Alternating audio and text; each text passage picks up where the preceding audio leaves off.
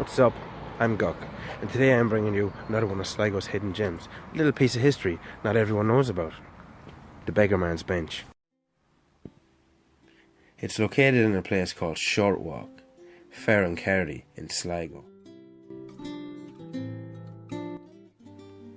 It's definitely more than over 100 years old. People used to sit right here and wait for the farmers in hope that they would give them the food that nobody else would buy at market.